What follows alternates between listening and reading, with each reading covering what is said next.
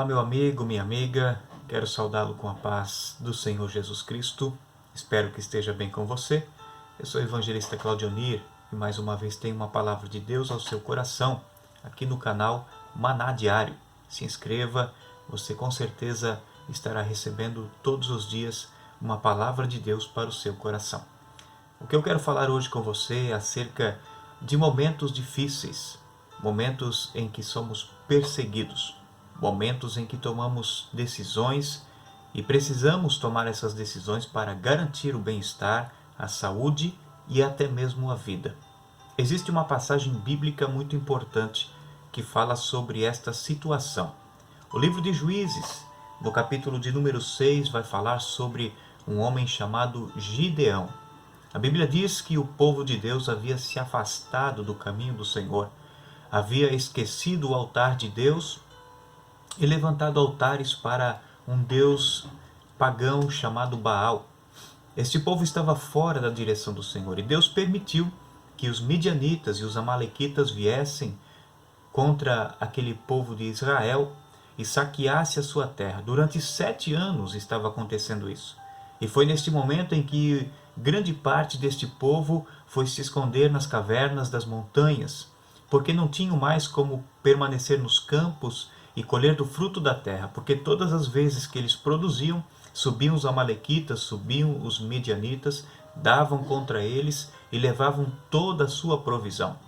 É num desses momentos em que o anjo do Senhor vai aparecer a um homem chamado Gideão, o menor da sua casa, o qual estava no lagar, o lugar de pisar uvas, estava ali malhando o trigo, um pouco da colheita que ele havia salvo para garantir o sustento da sua família.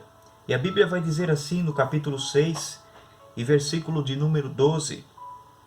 Então o anjo do Senhor lhe apareceu. Ele disse: "O Senhor é contigo, varão valoroso." Mas Gideão respondeu ao anjo, dizendo: "Ai, meu Senhor, se o Senhor é conosco, por que tudo isto nos sobreveio? E que é feito de todas as suas maravilhas que nossos pais nos contaram, dizendo: não fez-nos o Senhor assim subir do Egito? Porém agora o Senhor nos desamparou e nos deu nas mãos dos midianitas." Gideão questiona aquele anjo que lhe havia aparecido naquele momento, falando que Deus era com ele, diz: "Mas se o Senhor é conosco, por que tudo isso está acontecendo?" Quantas vezes os homens não param para pensar: mas onde é que está Deus no meio de tudo isso? É justamente no meio do caos, da adversidade, é que Deus mais se revela para a humanidade. Por que é que Deus mais se revela? Porque quando tudo vai bem, as pessoas tendem a se esquecer de Deus. Se envolvem nos seus prazeres, se envolvem nas suas riquezas, se envolvem nos seus lazeres e Deus fica em segundo plano. Porém, quando as coisas ruins vêm sobre a humanidade, os homens param para refletir. Em momentos em que a riqueza, a fama, o dinheiro não podem falar mais alto do que a situação que se está passando, a situação que se está vivendo. Independente de qual fosse a tribo aqui, todos estavam sendo alvos do ataque dos midianitas. Nenhum deles tinha coragem ou capacidade para livrar o povo das mãos desses homens perversos, principalmente porque o seu coração estava longe de Deus, e eles não queriam parar para refletir acerca das grandezas do Senhor. Porém, quando Deus escolhe Gideão como um juiz sobre Israel para livrar Israel das mãos dos midianitas, Deus está fazendo isso para demonstrar a sua glória e o seu poder para aquele povo. Está fazendo isso para provar para aqueles homens que aquilo que os seus pais contavam não era mentira, que o Deus que havia livrado o povo do Egito, que havia trazido eles pelo deserto durante 40 anos e os colocado numa terra prometida, era o Deus que ainda estava com eles. Porém, eles precisavam voltar-se para o Senhor. Estavam distanciados do Senhor. Muitas vezes as pessoas vivem apenas da história que seus pais lhes contam, não têm a experiência própria com Deus. Talvez você que me ouve neste momento ainda não tenha tido a sua experiência própria com o Senhor, tem vivido apenas de experiências contadas para você, mas Deus quer, nesse tempo presente, fazer com que você tenha experiência com Ele e tenha intimidade com Ele. Você precisa viver a realidade que os nossos antepassados viveram, aqueles que viram as maravilhas de Deus diante dos seus olhos. O nosso Deus é o mesmo, Ele não mudou, Ele não muda e Ele nunca mudará. Portanto, Gideão questiona o anjo dizendo onde estão as maravilhas que nossos pais nos contavam.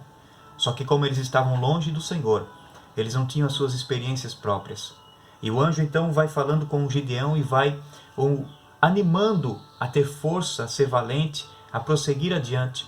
E o primeiro passo que Gideão tem que dar para provar a sua fé, o anjo lhe coloca uma tarefa e despega o segundo dos melhores bois do seu pai. E vai com ele, derruba o altar de Baal e reconstrói o altar de Deus. Derruba os bosques que foram construídos, que foram plantados para louvor de Baal. E edifica um altar para Deus, mata este boi, põe sobre o altar e usa aquela lenha para queimá-lo em sacrifício ao Senhor. Gideão, temendo o que aquelas pessoas da sua comunidade podiam fazer com ele, foi durante a noite. E durante a noite ele fez todo aquele trabalho, derrubou o altar de Baal, reconstruiu o altar do Senhor e ofereceu aquele boi em holocausto, em sacrifício, em louvor a Deus. Muitas vezes, queridos, é no meio da escuridão da vida que Deus quer que altares de Baal sejam derribados e altar ao Deus vivo seja reconstruído, seja edificado na vida daqueles que ouvem a palavra do Senhor. Na sua vida, talvez o altar do Senhor está destruído. Você precisa reconstruir este altar para adorar ao Deus Criador do céu e da terra, para que Ele traga livramento sobre a sua vida, sobre a sua casa, para que Ele entre com providência na sua necessidade. Então a Bíblia diz que ao amanhecer, as pessoas descobriram que Gideão havia feito aquilo, ficaram iradas, queriam matá-lo.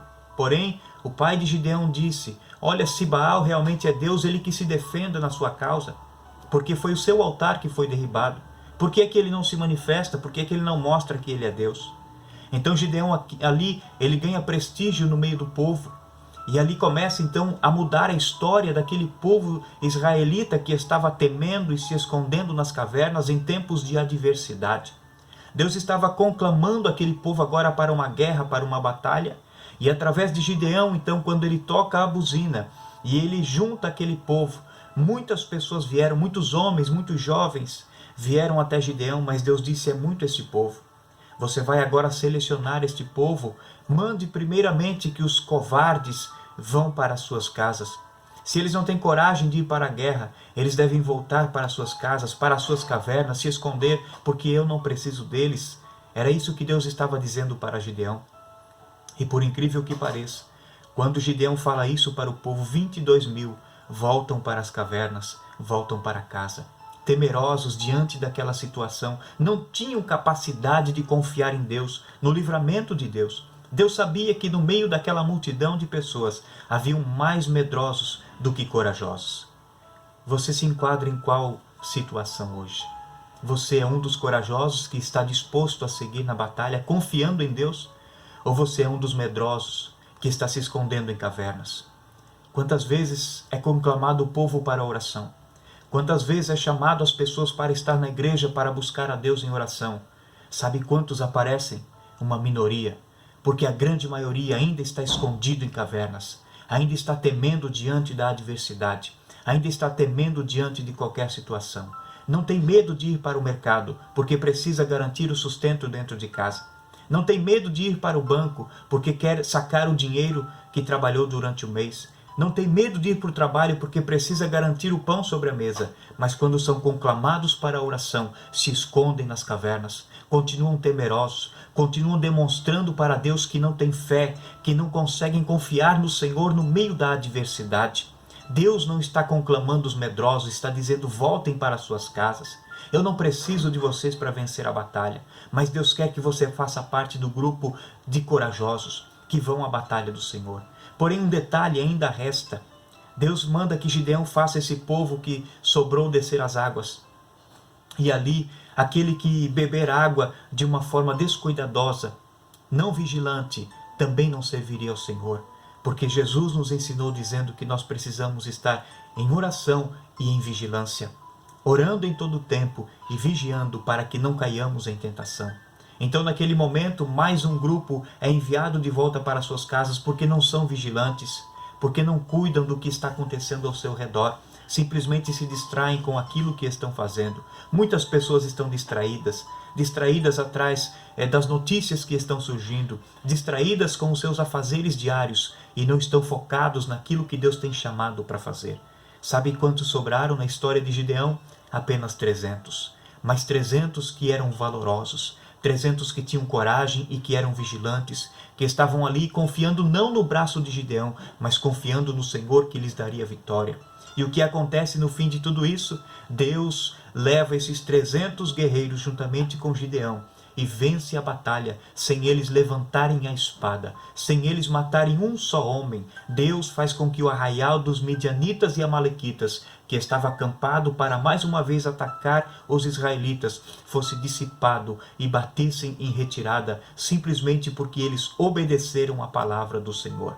É tempo de obediência, é tempo de obedecer, é tempo de ouvir a aclamação, é tempo de ouvir que Deus está chamando para a guerra, para a batalha. Não é momento de ficar escondido nas cavernas, é momento de se colocar em posição de batalha. Você que me ouve, seja um soldado valente, seja um soldado guerreiro que se coloca na posição do Senhor para que Ele possa usar nesses tempos de crise e de adversidade. E que o Senhor seja contigo, assim como foi com Gideão. E eu digo para você, o Senhor é contigo, varão valoroso. O Senhor é contigo, varoa valorosa. Que Deus possa fortalecer a sua fé, o seu ânimo, a sua esperança, encorajar você a permanecer firme nesta fé inabalável, nessa esperança, porque juntos vamos vencer e os exércitos do inimigo vão bater em retirada.